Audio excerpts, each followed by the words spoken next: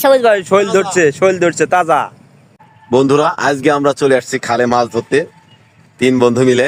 এই যে আমাদের রাঘব বল বন্ধু, সাতক্ষীরা মেডিন, সাতক্ষীরা তিনজিরা।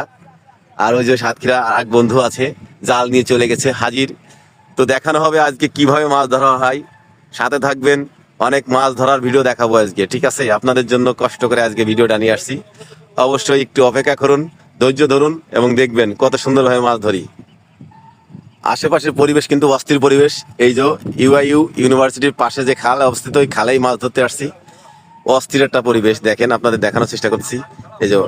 এই যে বন্ধু আমার এপাশে দাঁড়াচ্ছে, ওখান থেকে জাল খেপ দেবে, এই পাশে আটকায় দিয়ে ওই পাশে মাছ দাবর দিয়ে অলরেডি মানে চলে গেছে।